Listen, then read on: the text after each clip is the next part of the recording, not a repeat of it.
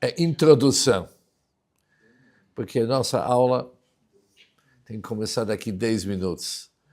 Mas, já que estamos sentados aqui, todo mundo tão disciplinado, assim, com calma, vamos aproveitar o tempo.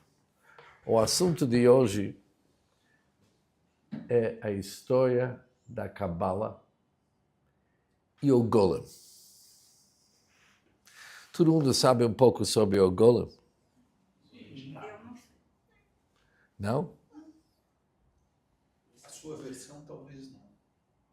Por que minha versão?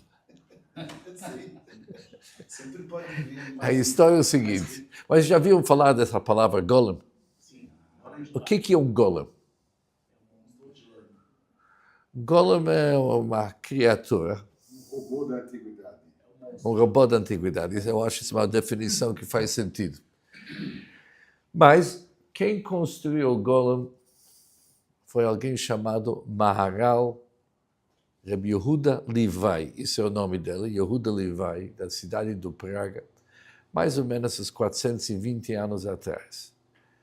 Era uma época difícil para os judeus. Desculpa, pessoal, o rabino é descendente dele, tá? De tal forma que o Golem... Verdade. De tal forma que o Arnaldo está certo. Não é brincadeira. Todo Golem. Quem fez o Golem? Ou seja, o Golem, eu não sei como vamos chamar esse Golem, é meu tio-avô, ou meu primo, não sei exatamente que parentesco que eu tenho, mas realmente tem certos elementos da nossa família que puxaram o lado do Golem também. Mas vamos voltar para entender o que era o Golem. Naquele tempo,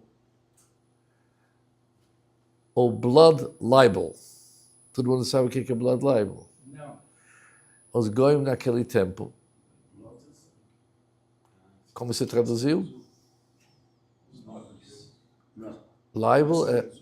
Os ataques que os Goim faziam. Liberos de sangue. Liberos de sangue. Como? Eles acusavam que os Eudim usavam o sangue de crianças para fazer matzá. Para fazer a matzá. Por isso, o que eles iam fazer? Algumas semanas antes do Pesach, eles iam no cemitério, achar uma criança não judia que morreu, ia pegar aquela criança, colocar numa sacola, alguma coisa assim, jogar na casa de uma pessoa, de um judeu. Depois ia chamar a polícia, está faltando alguém, mataram alguém, não sei o que, fizeram um escândalo. E, obviamente, todo mundo ia se revoltar. E isso ia terminar num pogrom. Por isso, esse Rabbi Yehuda Levi, que era um rabino na cidade do Praga, ele decidiu que precisa de ajuda. Mas a ajuda que ele montou não era através da polícia, que não poderia contar naquele tempo. Ele montou um robô. Vamos usar a palavra aqui, que eu acho uma palavra melhor que nós temos. Ou seja, quem conhece a Cabala sabe que ele saiu fora da cidade, encontrou terra virgem. Ele formou um ser humano. Depois ele usou vários nomes, substituições dos nomes de Deus em várias maneiras. E depois ele colocou água em cima do bicho ou do robô, vamos chamar isso aqui. Depois ele escreveu o nome de Deus, colocou embaixo da língua desse robô e, como segredos da Cabala, aquele robô se levantou e se comportou como um robô mesmo. Ou seja, ele não tinha muito ser, não tinha muita inteligência. Mas ele... Frankenstein. Foi baseado, foi inspirado. Eu não sei, eu acho que Frankenstein foi baseado... Frankenstein foi inspirado na história do Golem. E agora, o único que realmente mandava na vida dele era o próprio Maharal. Ele obedeceu ao Maharal, deu para ele o nome Yosef Shida. Isso, Shida significa demônio. E ele era forte e conseguiu ouvir de uma distância. Às noites ele andava na cidade do Praga e quando ele viu alguma coisa duvidosa, ele podia ouvir de uma distância. Era muito forte, muito ágil.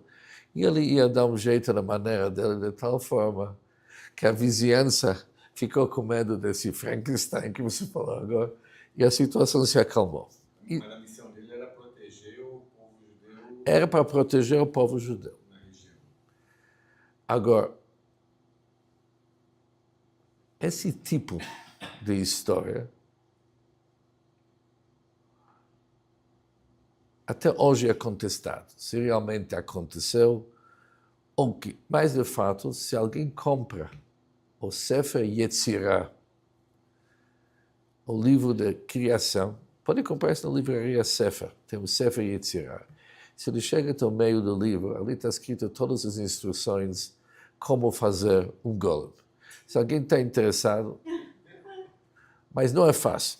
Ou seja, tem várias instruções, tem algumas páginas como criar esse tipo de Frankenstein no robô. Quem visita agora a sinagoga do Maral do Praga, é uma das sinagogas mais antigas que tem na cidade de Praga, Tchecoslováquia. A sinagoga do Maral está em pé. E do lado tem uma escada. Essa escada leva até tipo um sótão. Ali está sepultado oficialmente o golem, porque quando terminou a época, o Maral chamou ele e pediu para ele subir, para deitar. Ele deitou, o Maral tirou o nome de Deus que colocou embaixo da língua dele, desativou o robô, e o robô depois pediu para colocar vários talitim e vários livros antigos, e em cima dele, até hoje, ele está lá no segundo andar, mas o Maral proibiu para ninguém entrar lá mexer nessa área, deixar esse golem em paz. Durante a Segunda Guerra Mundial, isso aqui é uma história verdadeira.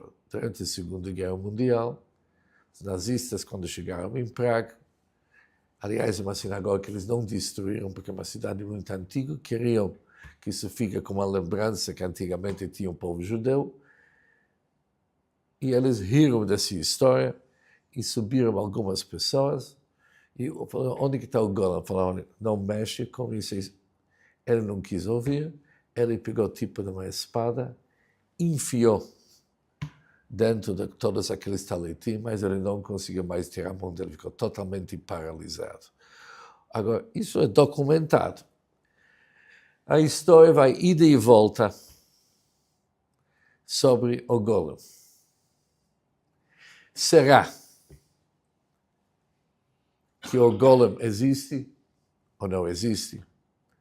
Será que existiu ou não existiu? Vamos melhor dizer. O sexto Rebbe do Chabad uma vez visitou a cidade do Praga com seu pai, o quinto Rebbe. E o sexto Rebbe decidiu que ele vai entrar lá para dar uma olhada no que está acontecendo. Apesar que o Maral de Praga proibiu, ele não contou para seu pai. E ele subiu. Ele desceu e no próximo dia seu pai falou para ele, olha, você não sabe quanto trabalho você está me dando. Porque para endireitar isso aqui com o Maral daquilo que você não deveria fazer. Mas de qualquer jeito, o sexto Rebbe do Chabad contou para o nosso Rebbe que nós conhecemos, falou, olha, subiu, uma coisa vou te dizer, eu vi o que poderia ser visto. A história é 100% verídica. Ou seja, realmente tinha um Frankenstein assim, um robô assim, que isso é o assunto dele. Por que isso está ligado com o nosso assunto de hoje? Esse tipo de Kabbalah é chamado Kabbalah Ma'asit. Há vários tipos de Kabbalah. Aliás, são 3 tipos. Tudo isso aqui é a introdução ainda. São 3 tipos de Kabbalah. Um Kabbalah chamado Kabbalah Ionit. Depois tem o Kabbalah Masit. E depois tem aquela Kabbalah que é mais meditativa. Daqui a pouco eu vou explicar o que é. Normalmente, quando nós estudamos, falamos sobre Kabbalah, é Kabbalah onde que a gente engaja a nossa mente. Estudamos os assuntos com uma certa profundidade e a gente vê uma outra maneira como enxergar certos assuntos. Ou seja, uma forma mais profunda, uma forma que nós normalmente nós não somos acostumados, que a gente estuda e vê tudo de uma forma muito superficial. Cabala é profundo. Daqui a pouco eu vou dar alguns exemplos o que realmente é Cabala. Depois existe aquele Cabala da meditação que está ligado com mantras, ligado com alguém chamado Abulafia, onde que você, por exemplo, pega o nome Yud-Kei Vav-Kei, tetragrama do Deus. Você viu escrita sobre fogo e tem branco por trás. E você começa a meditar e começa a falar Yud-Kei Vav-Kei, Yud-Kei Vav, começa a falar várias coisas. Até que isso te ajuda, certo? Também não é indicado. Não é o que nós vamos estudar hoje. É um tipo de cabala com mantras, com meditações, onde que a ideia dessa meditação é mais limpar tudo que você tem na tua cabeça, através de, em vez de pegar um instrumento e bater na cabeça assim, você pode fazer isso aqui através de uma mantra forte que realmente te anula. Mas nós vamos ainda voltar para estudar por que hoje não é indicado. Depois tem o terceiro tipo de cabala, que está ligado com Golem, que é chamado Kabbalah Masit. O que é Kabbalah Masit? A língua hebraica, ela não é apenas uma língua para se comunicar. É a língua com a qual Deus criou o mundo. Quando Deus falou Yehi Or, vamos ter luz, Or é luz, a palavra Or, que é Aleph Vav Reish, quando é dito de uma certa forma, uma certa ordem, ela cria. Ela pode criar Or. Ou seja, Deus sabe como usar a palavra Aleph Vav Reish e Deus cria com essas letras. Quem conhece os segredos por trás dessas letras também pode fazer grandes mudanças. Na verdade, também não é indicado, porque a maioria das vezes que qualquer um de nós vai começar a mudar as coisas, não vai mudar para melhor, vai mudar para o pior e pode causar uma terrível bagunça. Mas grandes sadiquim, grandes cabalistas, que mexem com isso, tipo o Maharal do Praga, ele precisava disso e conseguiu realmente usar a Cabala para criar, nesse caso, o Frankenstein, o robô, chamado o Golem. Mas isso pertence a um grupo chamado Kabbalah Masit, que hoje não conheço pessoas que mexem com isso. Ou seja, alguns anos atrás ainda tinha, mas é muito, muito raro. Nós não praticamos isso. Apesar que está escrito no livro de formação de Yetzirah, toda a receita como fazer isso aqui, mas não é fácil para realmente mexer com isso e não é indicado. Por isso, o Kabbalah que nós temos hoje é Kabbalah Unit. Unit na ideia que nós vamos se aprofundar para estudar os assuntos conforme o Kabbalah. Ok, isso foi uma introdução. Um pouco sobre o Golem. Agora, já chegou a hora? Não, já passei. Ou seja, esse Golem também, ele foi motivo de muito humor. Uma vez, o Rebbetzin, a esposa do Maharal de Praga, viu que o Golem não está fazendo nada, está sentado lá na frente. Estava descansando. Falou, Yossel, Golem, Yossel, vai no rio e traz para nós água. Naquele tempo, ia extrair a água do rio e trazer para as casas. Ele obedeceu e trouxe tanta água que quase inundou a casa inteira. Ele era uma pessoa sem limite. Traz água, e você não especifica quanto água, ele ia trazer água sem fim. Ele não ia parar. Ia trazer tanta água que ninguém aguenta. Uma vez o Rebbe mandou ela, você pode trazer peixe para nós não termos peixe? Vai lá. Ele trouxe um balde inteiro de peixe. Ele falou para quem precisava tanto peixe? Ele pegou todo o peixe e jogou fora. Ou seja, até hoje, quando se quer falar sobre alguém que não tem um raciocínio equilibrado, se chama ele no Yiddish goylem. Vocês vão ouvir, ele é goylem, porque o goylem é um tipo de criatura que não tem raciocínio, ele obedece, por isso o Maharal estabeleceu, só ele que dá as ordens. Ok? Até aqui, agora vamos falar um pouco sobre Kabbalah.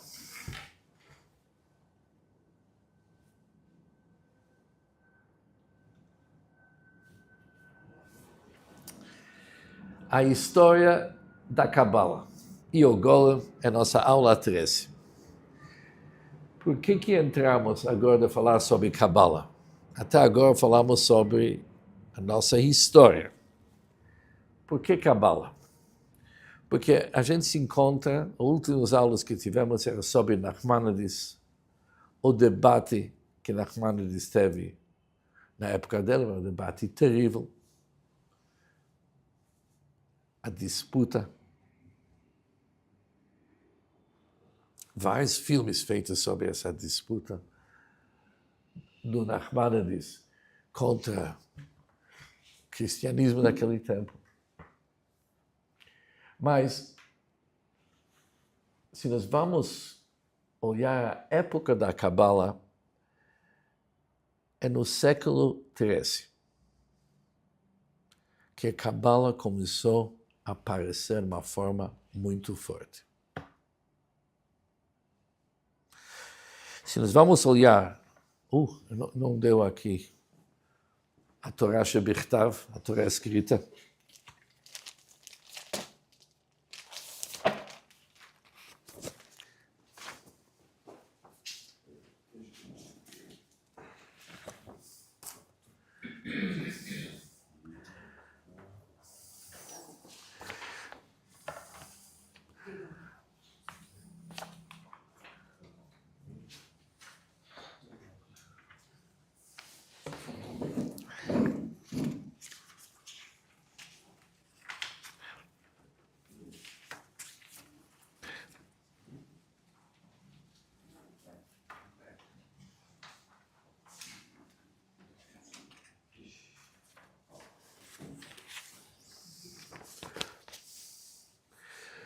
Ok.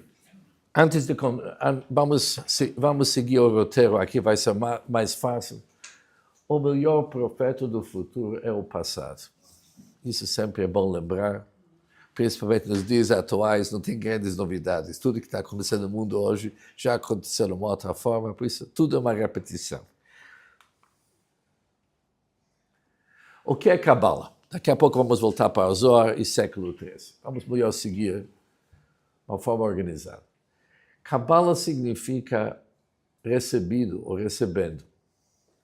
Sabedoria espiritual revelado no Monte Sinai é a alma da Torá interpretada da forma mística. Em primeiro lugar, o que significa recebendo?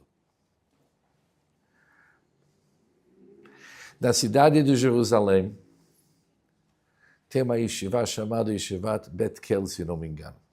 É uma yeshiva de cabalistas. A pessoa senta com muito respeito e tem alguém que ensina a Kabbalah. Uma nova pessoa entrou nessa escola, sentou atrás. Um mentor entrou, deu uma olhada no público.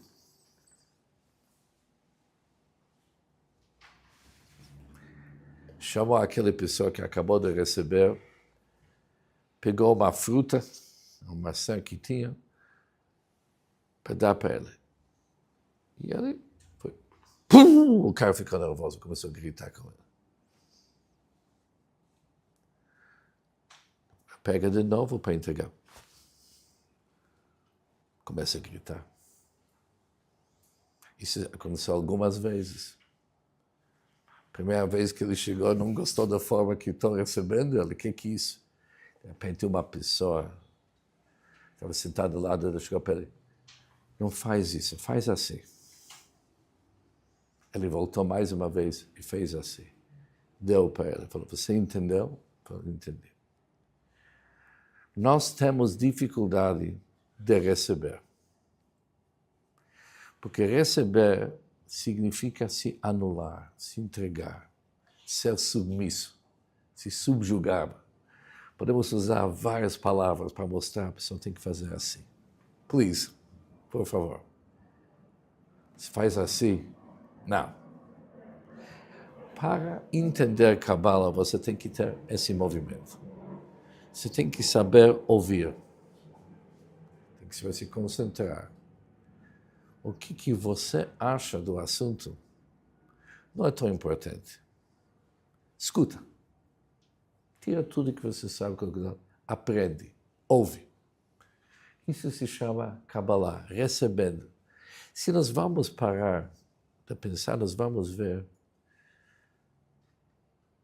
que uma das coisas mais difíceis é para prestar atenção.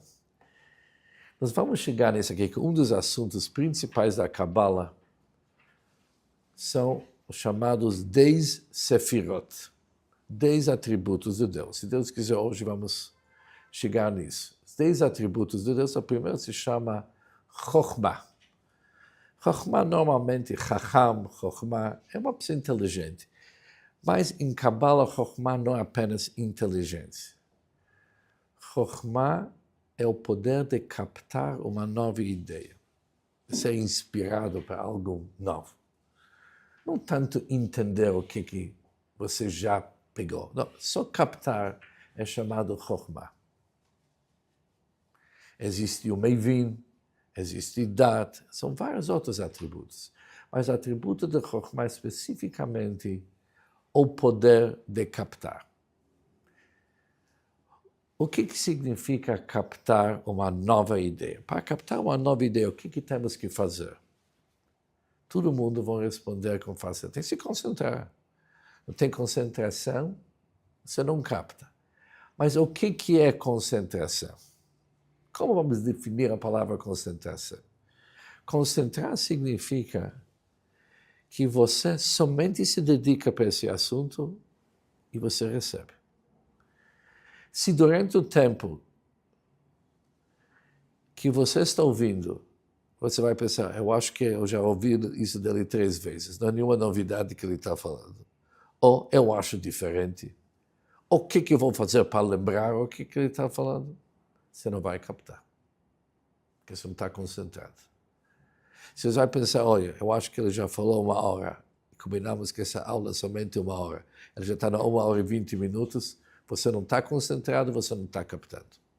Você tem que esquecer como você se chama. Tem que esquecer que você está com fome ou cansado. Você tem que aprender de ouvir, receber. Ou, Kabbalah vai usar uma outra palavra, se anular. Aqui entra a palavra chamada bitul, se anular diante do assunto. Por isso, em vez de dizer que Chokhmah, a ideia de captar uma nova ideia, Kabbalah usa um outro termo, a capacidade que nós temos para se anular, para se entregar. Tem pessoas que, infelizmente, não têm essa capacidade. Assim que eles começam a ouvir uma ideia, ele já desiste. Ou que eles já ouviram, mas eu acho diferente, eu estou cansado, não tenho paciência. Qualquer um desses motivos, não estão ouvindo, não estão prestando, não estão anulados. Poucas pessoas têm essa capacidade de realmente se concentrar e não pensar de nada além dessa ideia. Mas para Kabbalah, receber vai ser fundamental. Take it easy, relax, esquece de todos os assuntos e escuta. É uma sabedoria espiritual revelada no Sinai. O que significa isso? Quando Deus nos deu a Torá tem 2 níveis. Nível 1, a Torá revelada, leis, histórias, a Torá, Talmud, tudo que nós conhecemos. Depois tem um significado mais profundo,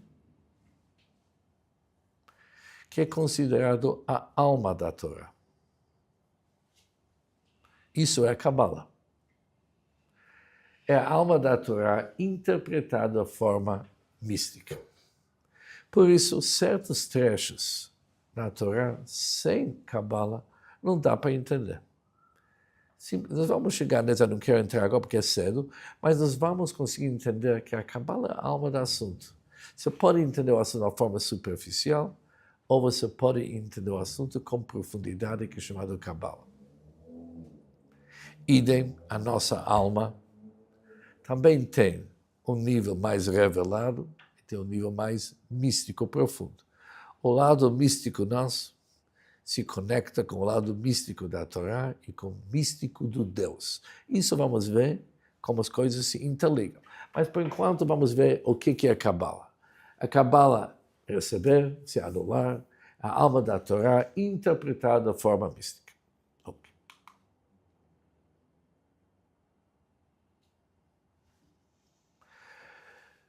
Agora, isso aqui, vocês vão ver em vários desenhos. Isso é muito comum. Isso é um pergaminho cabalístico, 1605, se encontra na biblioteca do Oxford. O que significam essas ligações? Quando olhamos isso aqui, aliás, é bom fazer wallpaper. Como se chama wallpaper? Papel de parede. Fica bonito o desenho, não é? Inspira. Mas, na realidade, é que nem os relógios, que antigamente os relógios tinham os números 1, 2, 3.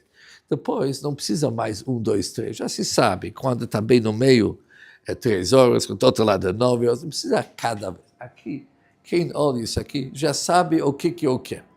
Por exemplo, aqui é Keter, coroa. Aqui é Chokhmah, aqui é Binah, Chesed, Gvurah, Tiferet, Netzach, Hod, Yesod, Malchut. O que eu falei para você até agora é chinês.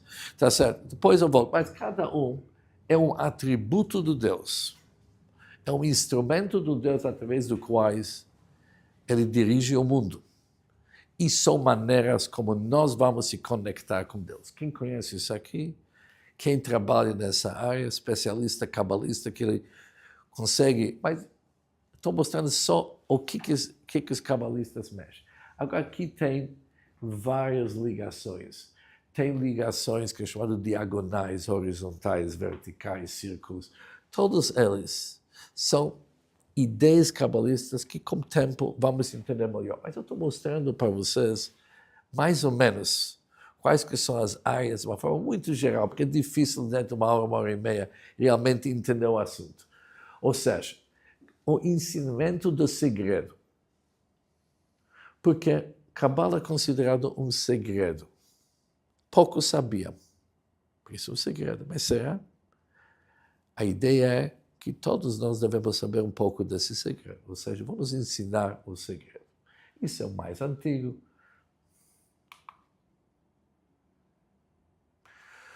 Ok. Conceitos essenciais da Kabbalah. Okay. Aqui vão ter alguns nomes. Eu só vou falar o que são, mas nós não vamos trabalhar isso hoje.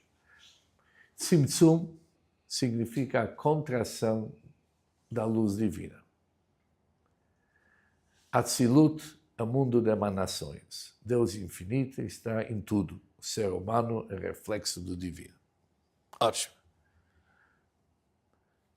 Vamos deixar isso algum minutinho. Eu vou explicar para vocês o que está por trás disso.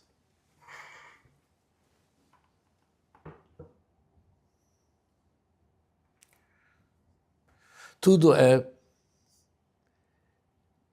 interpretação. Assim que é a nossa vida. Perspectiva. Perspection. O que significa isso? Vamos simplificar isso aqui para começar. Depois eu vou complicar o suficiente. Mas, por enquanto, vamos devagar. O Maimônides teve uma discussão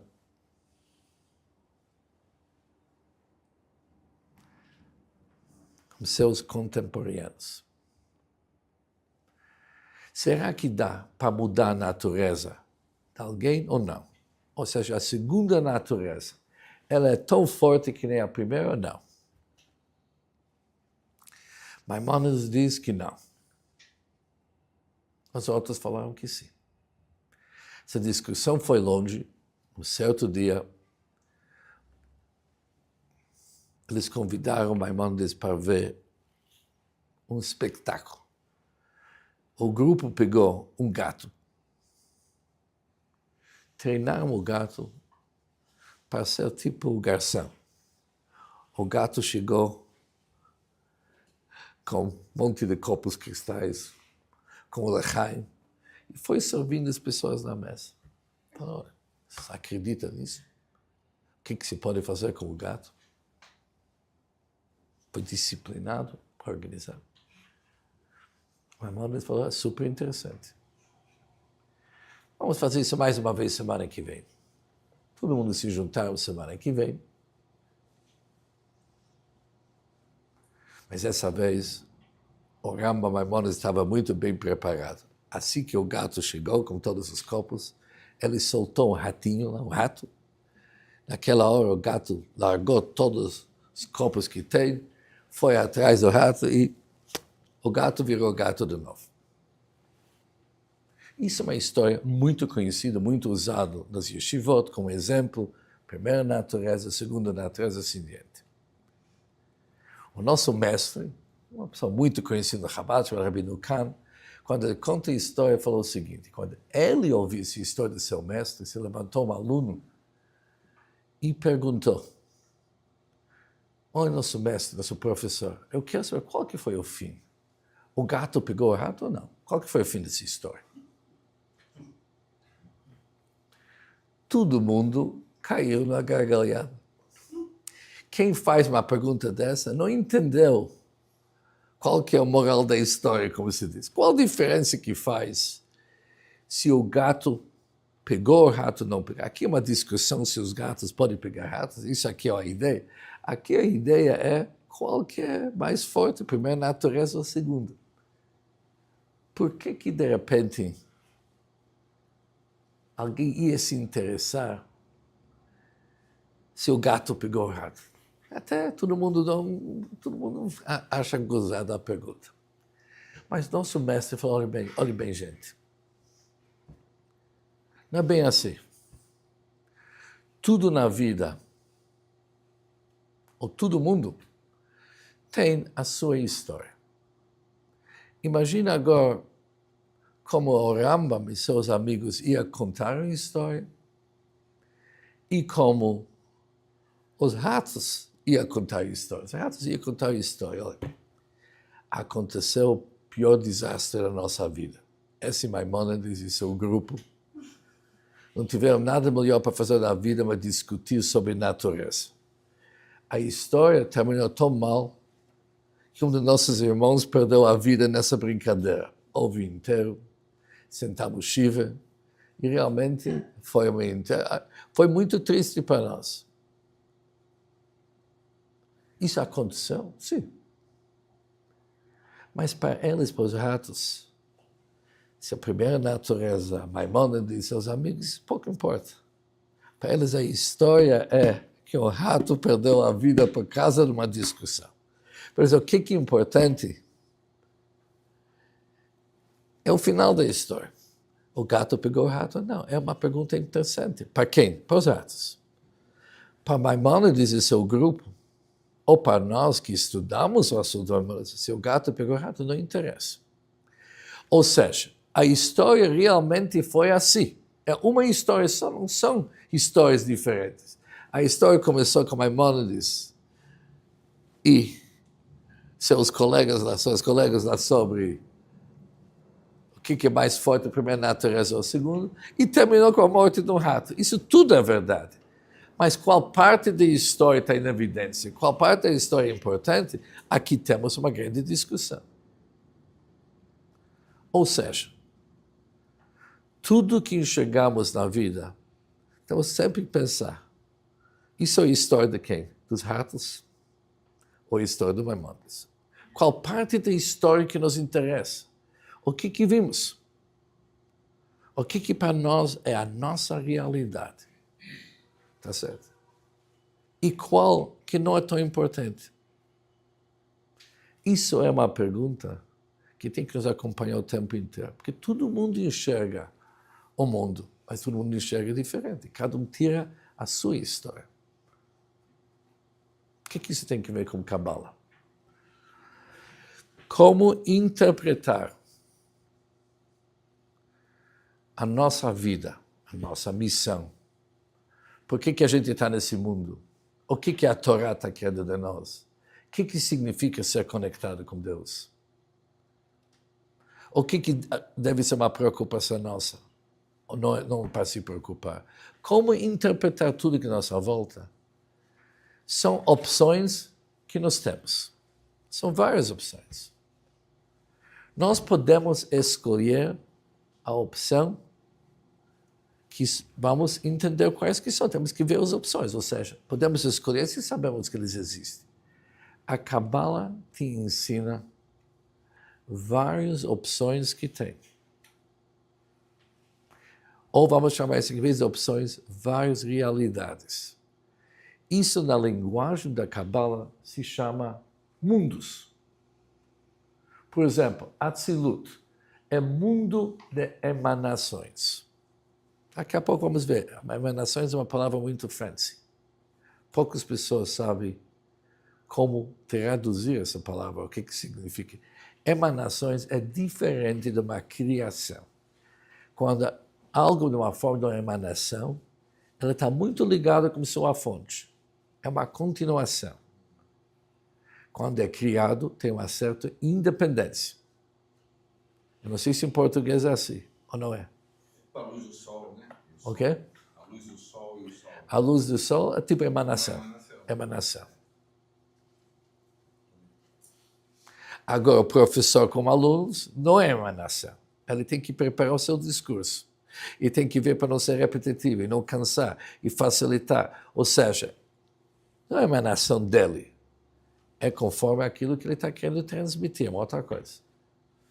Agora, todas essas realidades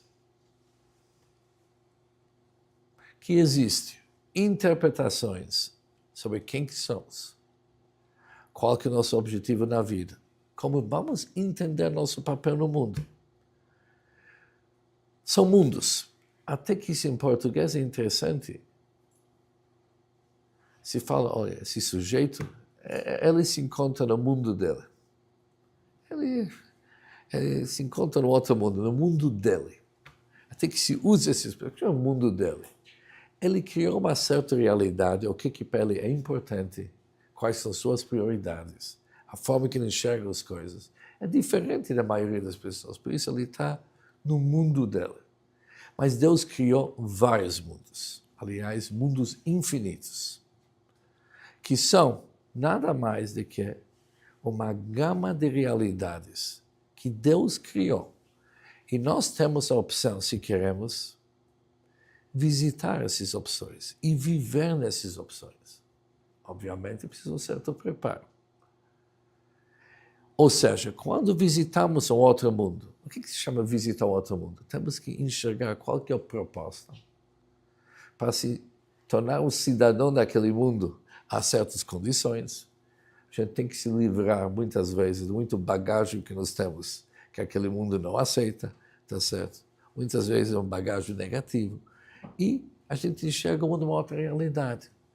Assim, o mundo elevado, o que vai determinar elevado ou mais baixo? Mais próximo a Deus vai ser elevado, mais baixo, onde que a gente se sente mais independente, mais independência, longe de Deus. Quando a gente se sente uma emanação de Deus, nós somos no mundo da Atzilut. Ou seja, se alguém se sente como uma emanação de Deus, ele não tem sentimento nenhuma de nenhum ego, nem se fala ego inflado, mas nenhum ego, totalmente dedicado àquele que é sua missão, àquele que é seu papel na vida, está num outro mundo mesmo. Enxerga tudo de uma forma diferente. Não se preocupa com coisas que a maioria das pessoas se preocupa, tem outras preocupações, outras responsabilidades, ou seja, mundos são realidades. Outras histórias. Provavelmente não dos ratos, mais ligado com o rabo do seu grupo. Nem com o gato, nem com o rato está ligado com... Ou seja, uma outra forma de enxergar as coisas. A Kabbalah te ensina essas realidades. obviamente, quando a gente usa isso de uma outra forma, a maioria de nossos problemas não ocupa tanto espaço na nossa cabeça. A gente ganha outras dificuldades. Mas essas dificuldades que nos preocupam, nos mundos mais elevados, tem uma outra forma de enxergar isso aqui. De repente você tem uma outra visão na vida. Se enxerga as coisas diferentes. Muitos de nós vamos falar, olha, isso não nos interessa. Vivemos nesse mundo, nosso mundo prático, eu não quero ver. Mas sempre é bom. Mesmo se você não vai sair desse mundo, você não vai se tornar um cidadão desses mundos, é bom entrar lá, fazer um pouco de turismo de vez em quando. Isso pode te ajudar até que no teu país que você mora, você pode aprender algumas ideias para enxergar as coisas diferentes. Ou seja, tudo começa, até aqui está linear ou não? Ou voamos? You have to tell me, cool down or not? Or it's too hard? You're okay. Okay, fine. Estou sentindo suas emanações. Meus? Well. Well. Ok. Uma palavra que é muito conhecida em Kabbalah é uma palavra chamada Tzimtzum. É interessante que uma pessoa que só fala português, não fala hebraico, ele sempre tem um pouco de dificuldade com essa palavra. Não sai bem. Mas é Tzimtzum, que significa uma contração da luz divina. O que significa essa contração da luz divina? A gente não pode esquecer que nós somos os conceitos essenciais da Kabbalah.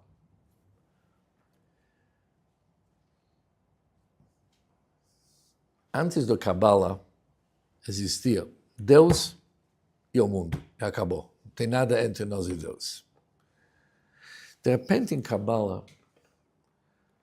vários outros nomes aparecem. Por exemplo, uma palavra chamada Elokut. Elokut é divino. Divino. O que é divino? Deus é divino? Não. O que é divino? Como vamos traduzir essa palavra? Não é Deus, não é um ser humano, mas é divino. Ou ele é godly. O que é godly? Divino. Mas o que é uma pessoa que é godly?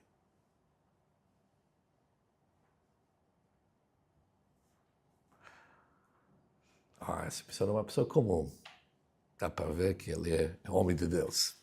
O que é um homem de Deus? Ou seja, Deus é infinito. Deus criou um espaço, na linguagem da Kabbalah, chamado um vazio, onde que ele pegou tudo que não é infinito, que é tudo que é finito, e colocou nesse vazio. Ele abriu espaço para nós, para poder sentir a nossa independência, para poder ser pessoas limitadas, e dar uma oportunidade para a gente trabalhar, para sair desses limites e se conectar com aquele que é ligado com Deus e se tornar godly. Ou seja, a gente se torna godly quando conseguimos sair das nossas limitações e internalizar a luz infinita de Deus. Isso é o nosso trabalho. Agora, em volta desse conceito de Tzimtzum, é um dos bases da Kabbalah. E nós não vamos resolver esse assunto hoje. Atzilut, existem vários mundos. Quem estuda Hassidut logo sabe. Existe o mundo da emanação, o mundo da criação, formação e ação.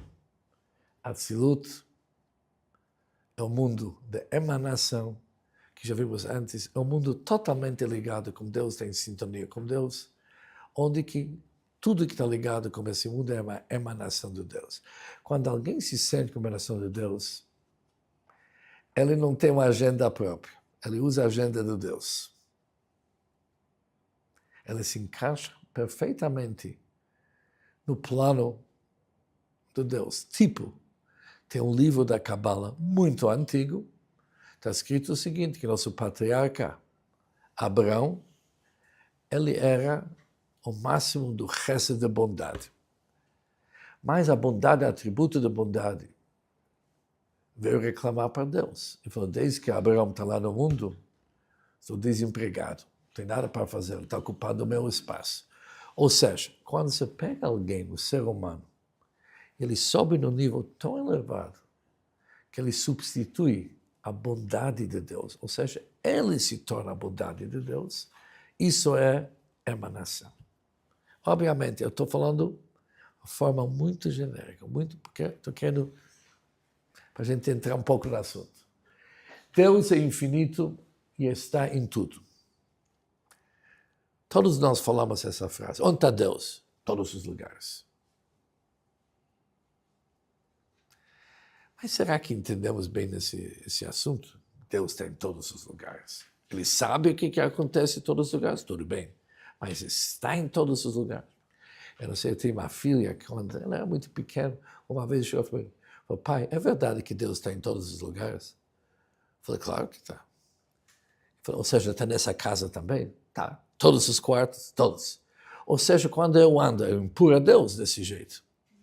Olha, isso é uma boa colocação. Temos que entender. Será que dá para impor a Deus? Eu acho que não. Deus é... Mas como que Deus tem todos... Eu tenho que entrar em algum lugar. Ou seja, talvez a gente não faz a pergunta dessa forma. Talvez um pouco mais sofisticado. Mas dizer que nós entendemos essa frase, que Deus infinito está em todos os lugares. Está em tudo. Mas é básico no Cabala. Um dos conceitos especiais. O ser humano é reflexo do divino. O que significa isso? Reflexo. Mas aqui foi escolhido 4 conceitos. Nós vamos trabalhar eles com o tempo, se vocês vão ter interesse, mas é a base da Cabala. Ok. Estou dando para vocês ideias muito gerais hoje, porque hoje temos que fazer isso. Okay. Oh. O propósito da Cabala. Agora ele está já partindo para aquilo que o que nós vamos ganhar estudando Cabala. Não buscar poderes mágicos. Tem muitas pessoas. Agora, isso não é brincadeira. As pessoas gostam de procurar alguém que pode fazer um tipo de uma macumba, uma mágica e mudar tudo. As pessoas adoram isso aqui. No Brasil, isso é muito comum. Já houve vários casos que pessoas chegaram para o rabino. Vou falar baixo. Eu ouvi falar que o senhor mexe com essas coisas. Eu tenho um problema com tal pessoa. Eu preciso que o senhor faça uma cabala e me resolva esse assunto. Falei, olha, eu não tenho esse poder. Nem pratico essa área. Não dou jeito na vida de ninguém com cabala. Mas pessoas querem, às vezes, mudar as coisas pelo cabala. Mas não é o nosso propósito. Visa a perfeição e a elevação do ser. Com certeza. Mas como que vai ser essa elevação? A Cabala vai te mostrar as opções que você tem. Você não é preso na história do gato e o rato. Você não precisa contar isso. Não é isso que você tem que enxergar. Você tem que enxergar outras coisas, outras possibilidades. Ou seja, quem estuda Cabala, ele se acostuma com uma ideia. Muitos de nós vão dizer o seguinte, olha esse mundo, está tudo funcionando bonitinho, mas tem uma força divina atrás de tudo. O que nós enxergamos? O mundo. A força divina, estudamos, entendemos, mas não é a nossa realidade. A realidade é o mundo. Pessoas do Cabala, com o tempo, conseguem interpretar o mundo de uma forma diferente. Isso é uma manifestação de Deus, que mostrou sua capacidade em criar o mundo, tem um propósito. E o que você tem que enxergar mais é o propósito que está por trás, a força de Deus. Isso tem que ser a tua realidade. E estudando muito, se acostumando, pessoas começam a se espiritualizar e mudar um pouco o conceito que tem. Eles logo passam. Uau! Tem pessoas, tem vários tipos, tem pessoas que falam, você viu a mão de Deus nisso aqui? Eles enxergam a mão de Deus fácil. Alguns falam, milagre. Isso que está acontecendo agora com o Irã é milagre. Nada milagre, é uma coisa. Se prepararam 10 anos, são muito inteligentes. Que milagre? Você não enxerga? Qual que é a diferença? Tem uma sensibilidade. Trabalhou o assunto. Já enxerga. Já enxerga que é a mão de Deus. Mas isso tudo vai nos levar a uma perfeição e elevação do céu. Vamos ser pessoas diferentes. Eu sempre gosto, quando chego nesse ponto, que horas que é, porque esse negócio vai longe. 8h30. Bom, temos mais uma meia hora. Por isso, eu ensino todos os dias numa yeshiva. Mais ou menos uns 30 anos atrás, meu pai da abençoada memória veio me visitar, era antes do Pesach. E de manhã, quando eu fui ensinar na yeshiva, ele foi comigo. E ele estava ouvindo desse lugar como que estou ensinando. Eu estava ensinando os meninos como Deus desejou nosso mundo para ser uma morada para ele, Deus quer que ele se sentir confortável no nosso mundo. Eu estava elaborando esse assunto. Quando eu terminei, meu pai me chamou. Falou, não entendi. Tudo que você está falando português. Chamou aquele português. Mas de qualquer jeito, as palavras hebraicas que você usou aqui não eram poucos, eu consigo entender. Mas eu acho que ninguém entendeu o que você estava falando. Falou e falou, mas o que você quer dizer com isso? Morada para Deus, nosso mundo, para amar de Deus, Deus se sentir melhor.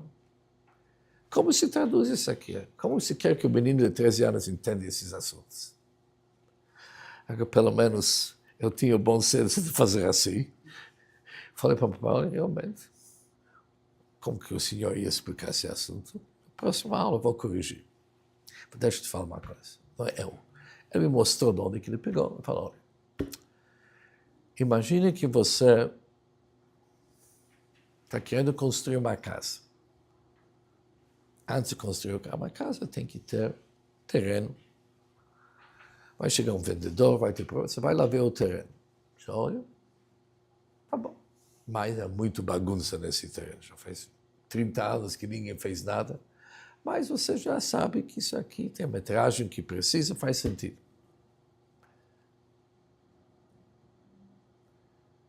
Você fecha o negócio. Você vê que tem que fazer a terraplanagem, tem que endireitar tudo. Mas antes de começar a trabalhar, tem que fazer um pouco de seda. O que chama seda? Tem que organizar o lugar, porque ali tem uma bagunça enorme. Em primeiro lugar, tem quimicais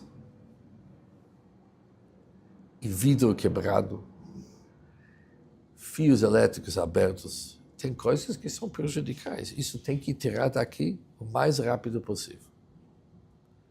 Você tem que juntar isso aqui, em algum lugar, chamar um caminhão, tirar isso aqui em algum lugar, tirar daqui. Depois tem coisas que já está bom. Tem tijolos lá, tem coisas que separa, porque tem coisas que você pode usar do jeito que está. Você deve usar. Tem coisas que precisa dar um jeitinho com elas, ou seja, lavar, consertar um pouco mais. Com pouco trabalho dá para usar. Por isso você tem que dividir tudo em 3. Assim também no nosso mundo. Deus nos colocou nesse mundo. O mundo está dividido em 3. Tem assuntos que devemos rejeitar. Não dá para consertar. São coisas horríveis. Não tenta consertar alguma coisa que é abominável, asqueroso, que é feio. Tira ele do ambiente. Fica longe. Tem coisas que você tem que usar. Você entra numa sinagoga, você precisa elevar o Sefer Torah, elevar um livro sagrado, você tem que usar, está pronto para usar, você deve usar. Tem coisas que precisa aperfeiçoar. Por exemplo, nossa comida. Você tem que ser bem intencionado. Você tem que fazer uma bracha antes, uma bênção antes. Você tem que comer como objetivo de ser saudável, de servir Deus. Você tem que dar um jeitinho como aquele para elevar ele para Kedushá. Por isso te coloca na cabeça, palavras do meu pai, você é um funcionário, uma firma enorme. Cada minuto do teu dia e cada situação, pergunta para você, é 1, 2 e 3. Como que eu vou reagir aqui? Rejeitar, consertar ou estar pronto para usar? Tudo, toda e qualquer situação. É para mim? Para me aproximar para isso? E se é para usar do jeito que está, ou precisa fazer alguma coisa? Não tem nenhuma situação que você pode evitar esse pensamento, porque você foi contratado, você está nessa firma. Mas se você vai falar isso para os meninos, vocês vão te entender muito bem. Vão entender o que significa uma visão da Kabbalah para ser uma elevação do ser. Você não é mais alguém que não sabe mais qual que é o propósito da vida dele. Tudo é esporádico do jeito que você se acordou de manhã. Não. Você tem deveres. Você é um funcionário numa firma super organizada, quando cada um tem seu, como chama, crachá, onde você é daqueles que tem que decidir isso o tempo inteiro. Isso é uma pessoa que entra no Kabbalah. Ele sabe que ele vai ter que estudar, vai ter que aprender e se tornar uma pessoa elevada. Aqui tem um exemplo, os 4 sábios no pomar místico. Isso é um Talmud que diz que 4 sábios entraram no pomar. Quando se fala no Talmud entrar no pomar, significa se dedicaram para os estudos místicos. Os 3 se deram mal, um saiu um pouco trelalala na cabeça, outra nem saiu, faleceu. No fim, um largou a religião, porque mexeu com ele. O quarto se chama Rebbe Akiva, ele entrou bem e saiu bem. O que se chama entrou bem e saiu bem? Não adianta buscar uma realidade espiritual que não é nossa e não fica nem ali nem aqui. Nesse caso, em vez da Kabbalah, você acaba lá. Por isso é uma péssima ideia. Não é para acabar lá nem acabar aqui. É para continuar a vida, pegar uma energia do mundo mais elevado, superior, elevado, transcendental, que eu gosto muito dessa palavra, e trazer para a nossa realidade. O verdadeiro cabalista retorna ao mundo real com sabedoria. Ou seja, isso aqui é um plano muito geral, o propósito da Kabbalah. Tem muito para falar sobre isso, mas o tempo não permite. Por isso, vamos lá. Sefer Yetzirah. Isso é o livro mais antigo da Kabbalah que nós temos. Mencionei esse livro para vocês antes, o livro da formação. Ali tem as instruções como fazer um golem, para quem se interessa. Mas eu acho que aqui ninguém tem interesse do golem. Ok? Aqui não tem só isso, né? Tem outras coisas também, mas Quem escreveu esse livro? Quem escreveu esse livro? A primeira coisa, é a obra esotérica atribuída a Avraham Avinu. Agora, obviamente, Avraham Avinu não escreveu esse livro, mas partes dele são atribuídas a eles. Ou seja, fala que ele deu essas ideias, depois, como gerações, isso foi elaborado. Contém ensinamento sobre a criação do mundo, base para a criação do Golem. Mas eu uma vez fui falar com o dono do Sefer, falei para ele, muitas pessoas compram o livro do Yetzirah, falou muito, mas todos me perguntam, qual página dessa história do Golem? Mas as pessoas são fascinadas com essa história. Ok. Aqui são gráficas do Kabbalah. Nós não vamos analisar eles hoje, mas vocês conseguem ver que o negócio aqui não é tão simples. Tá certo? São círculos e linhas diagonais. Aquele é chamado Ilan HaChokhmah, árvore de sabedoria. Gráfica sobre a criação de um golem. Bom, muito bem. Ou seja, uma criatura formada pelas letras hebraicas com roupas feitas de letras. Ou seja, isso vamos deixar para daqui 70 anos. Agora vamos chegar para o Zohar. Como chegamos na Kabbalah nas nossas aulas? No século XIII, de repente começou a circular o livro chamado Zohar. Até aquela época, o Zohar é a obra-prima da Kabbalah. Até o século XIII, as pessoas não sabiam desse livro chamado Zohar. Livro de esplendor, Zohar é a principal obra de Kabbalah. Foi traduzido, aqui tem Hassulam, que traduziu o livro em várias maneiras. Alguns gostam da tradução, alguns não, mas tudo bem, isso é outra história. Atribuído a Reb Shimon Bar Yochai, revela a sabedoria oculta da Torá. Um certo dia, aqui vocês podem ver, na página 6, quem escreveu o Zohar, porque ficou oculto por séculos.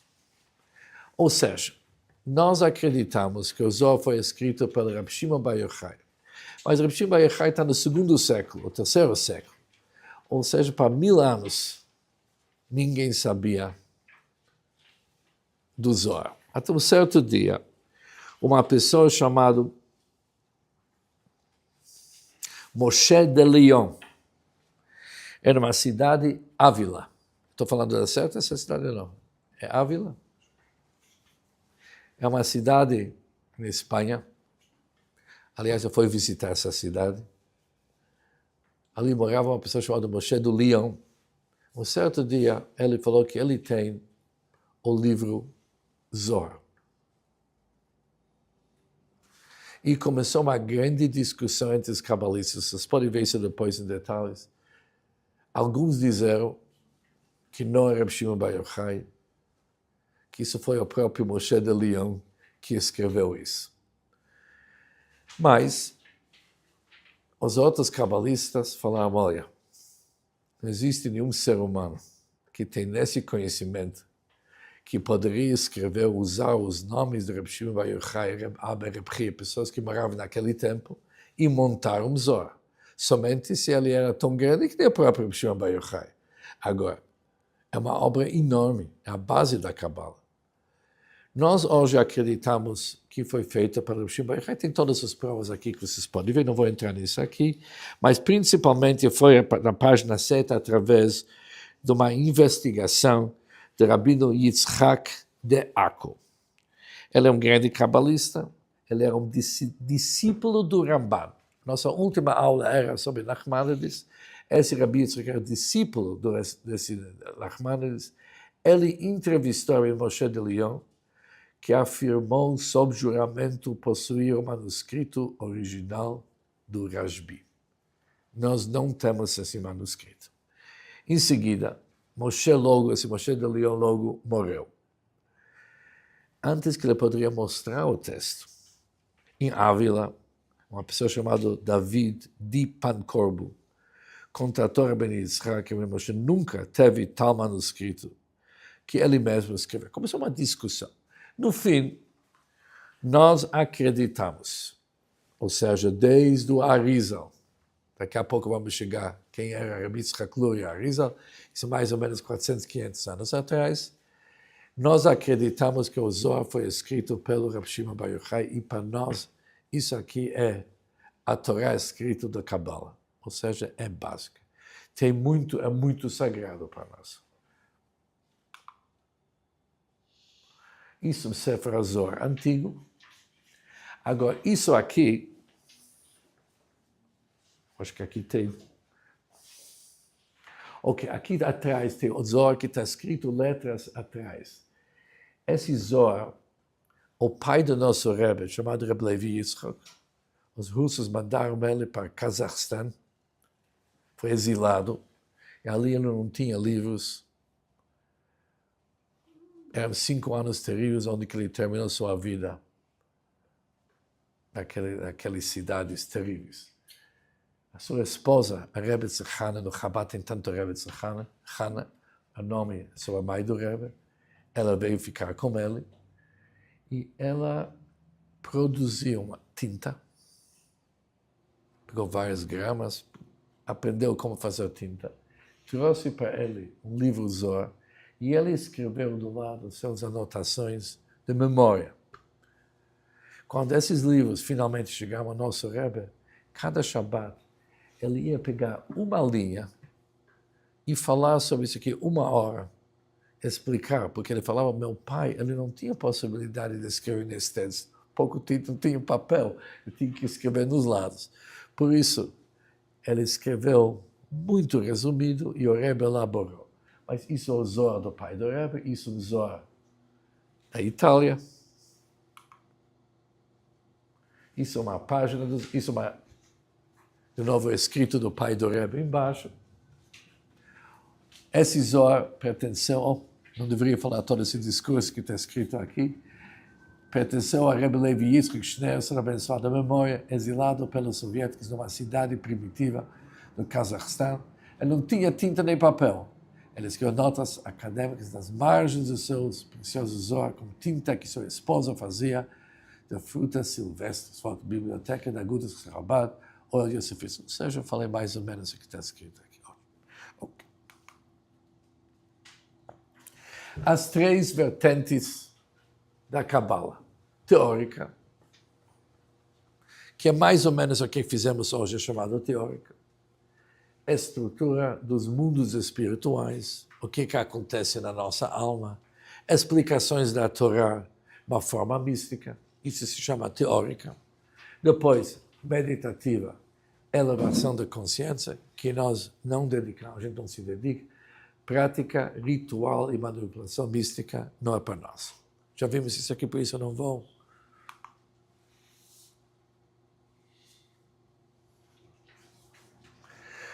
Ou seja, aqui são todos códigos.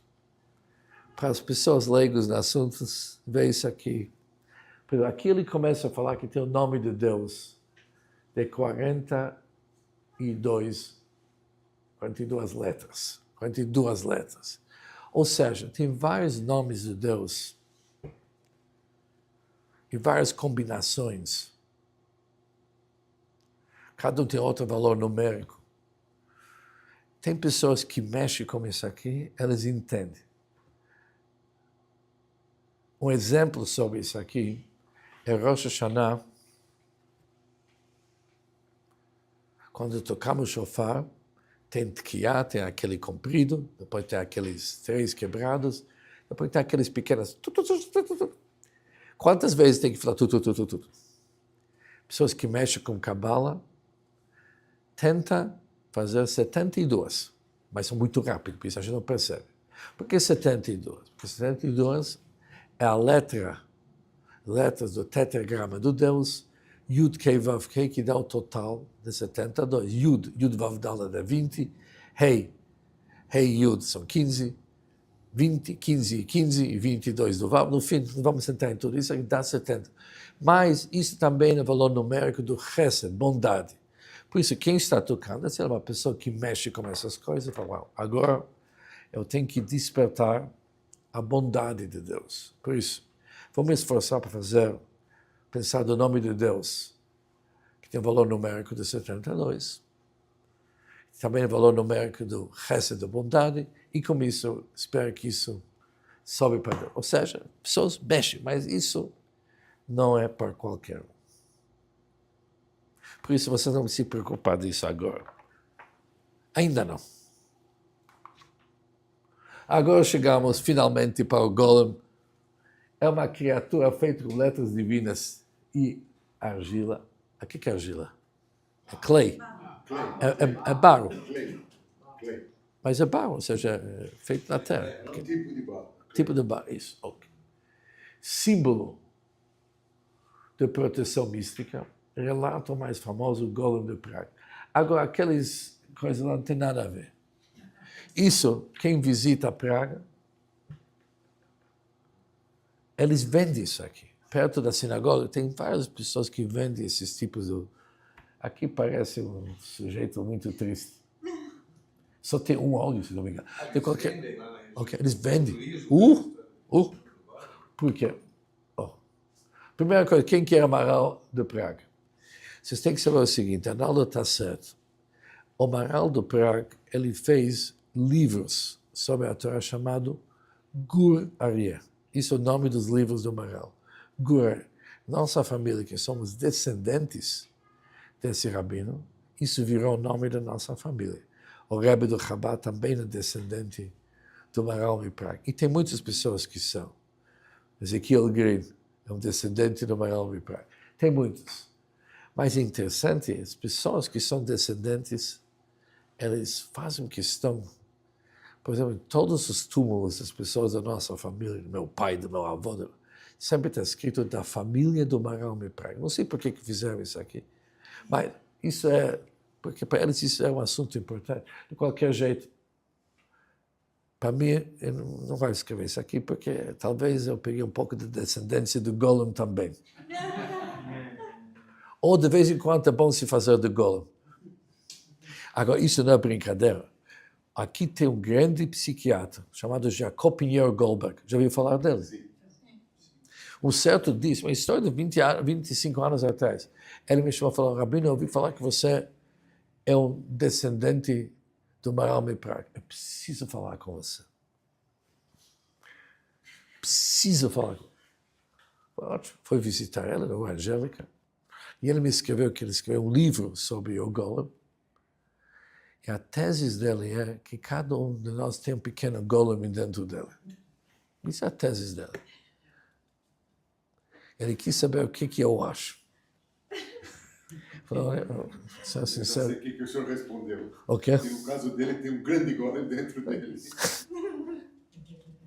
O que eu quis responder, não respondi. É interessante. O Rebbe uma vez falou que alguém entrou com ele e discutiu com ele sobre a teoria do Darwin, que a pessoa vem macaco, coisa assim.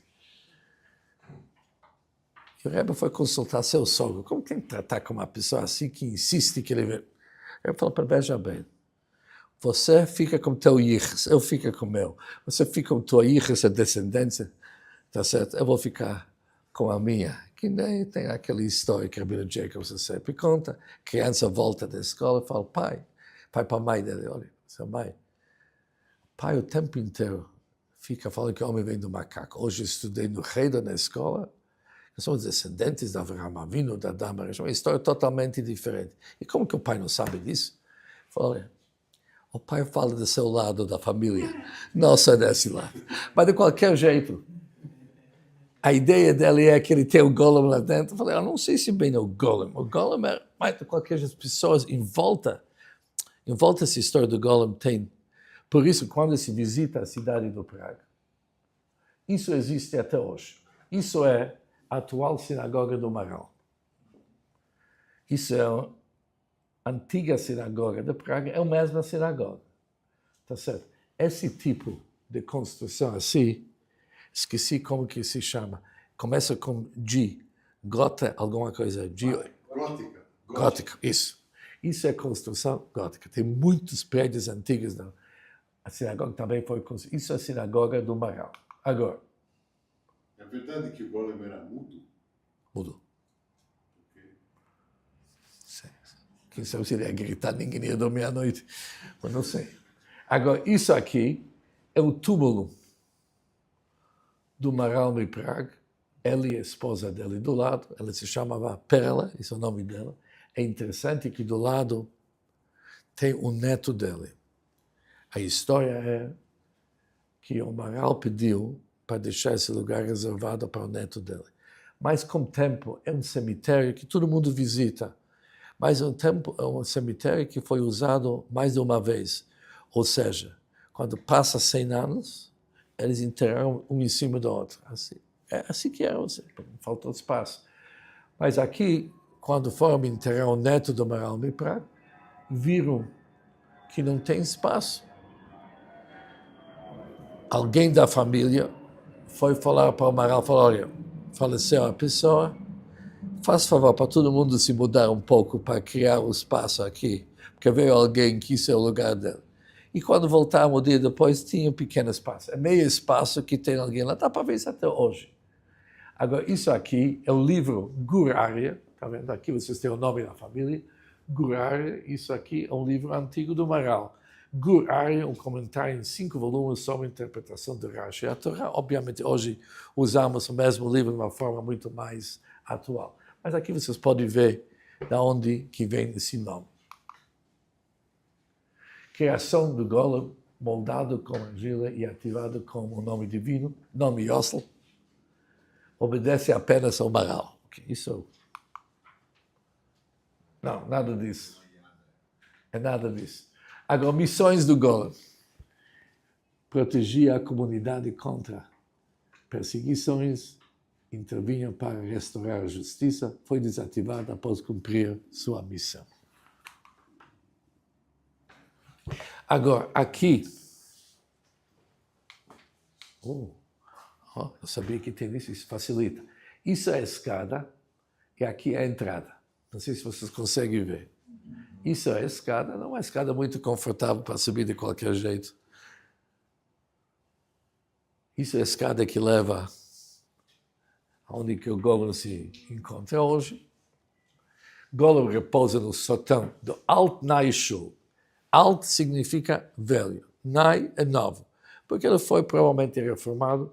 Soldado nazista tenta violar o local e morreu. Mistério e reverência permanece. A história da Kabbalah e o Golem. Conclusão. O misticismo não substitui a Torá e as mitzvot. É óbvio, porque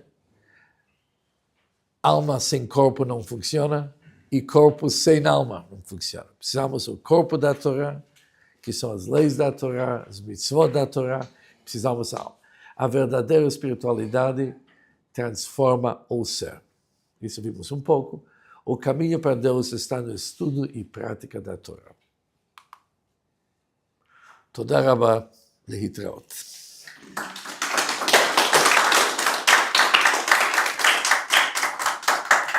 Shekoyach. What? O que você falou? Assustador, você falou. Pensei que o Sefer Yetzirah foi escrito por Adão, não foi?